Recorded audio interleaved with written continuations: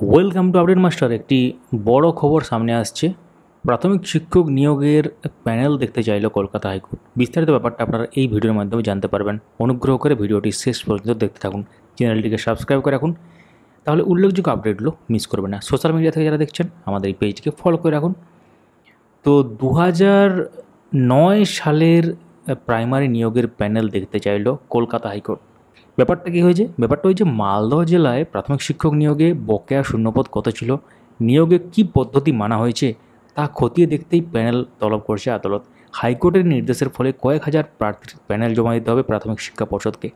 আগামী 1 মাসের মধ্যে মালদহ জেলার ওই নিয়োগের যে প্যানেল সেটা জমা দিতে হবে পর্ষদকে। আগামী 2 নভেম্বর এই মামলার পরবর্তী শুনানি, অর্থাৎ 2009 সালের ব্যাপারটা। 2009 সালে মালদহে কয়েক হাজার প্রাথমিক শিক্ষক নিয়োগের বিজ্ঞপ্তি প্রকাশ হয়।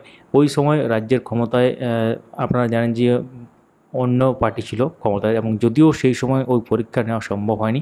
2014 সালে সেই পরীক্ষা নেওয়া হয় এবং 7 বছর পরে অর্থাৎ 2021-এ ফল প্রকাশ হয় এবং গত বছর নিয়োগ প্রক্রিয়া শেষ হয়। এবং প্রসঙ্গত উল্লেখ্য, প্রায় 300 জন চাকরি প্রার্থীর বক্তব্য যেটা ওই নিয়োগের ক্ষেত্রে সঠিক পদ্ধতি মানা হয়নি। অস্বচ্ছ প্যানেল প্রকাশ করা হয়েছে, ফলে বহু যোগ্য প্রার্থী বঞ্চিত হয়েছেন।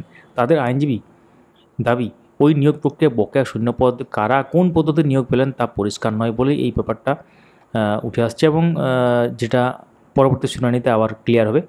তো এই মুহূর্তে যে বড় খবর এলো যে নিয়োগের প্যানেল কিন্তু দেখতে চাইলো, অর্থাৎ প্রাইমারি শিক্ষক নিয়োগের প্যানেল দেখতে চাইলো কলকাতা হাইকোর্ট, এবং তার জন্য সময় বেঁধে দেওয়া হলো। তো গুরুত্বপূর্ণ তথ্যটা আপনারা জানতে পারলেন। সঙ্গে থাকবেন। Thank you so much for watching.